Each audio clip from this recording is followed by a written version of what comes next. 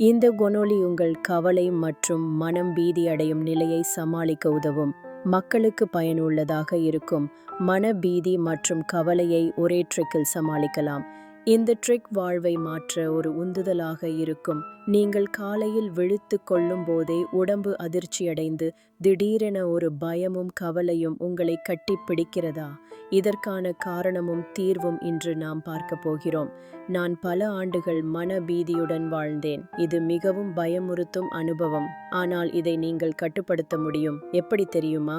மனபீதி எப்படி ஏற்படும் என்பதை முதலில் பார்ப்போம்.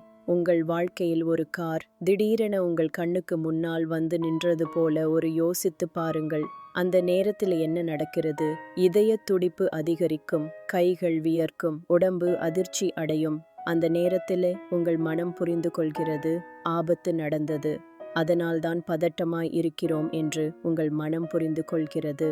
ஆனால் எந்த ஒரு சம்பவமும் காரணமும் நிகழாமல் இருக்கும்போது ஏற்படும் மன பீதி வரும்போது உங்கள் உடல் அந்த அதிர்ச்சியை அனுபவிக்கிறது. உங்கள் மனதிற்கு காரணம் என ஒன்று இல்லாமல் இந்த பீதி ஏற்படுகிறது. அதனால்தான் உங்கள் மனம் இது என்ன, ஏன் நடக்குது என குழப்பத்தில் பீதியில் சிக்கிக் கொள்கிறது. தீர்வு: உறங்கி விழிக்கும் போதே பீதி ஏற்படுகிறது எனில் உடனே படுக்கையிலிருந்து எழுந்து விடுங்கள். காலை 2 மணி என்றாலும் பரவாயில்லை.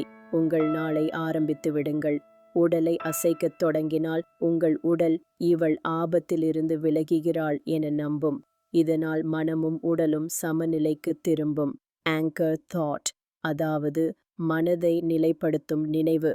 உங்கள் மகிழ்ச்சியான இடத்தை நினைவில் கொண்டு வாருங்கள். உதாரணமாக, எனது பேரக்குழந்தைகளை பார்க்கும் தருணம். அந்த நினைவை நிச்சயமான ஒரு காட்சியாக மனத்தில் வைத்து கொள்ளுங்கள்.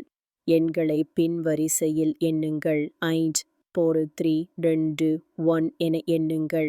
சொல்லுங்கள், நான் என் குழந்தைகளை பார்க்க ஆவலாக இருக்கிறேன். மீண்டும் மீண்டும் சொல்லுங்கள்.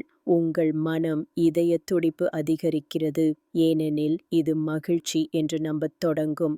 பீதி என்பது ஒரு பழக்கமாகிவிட்டது.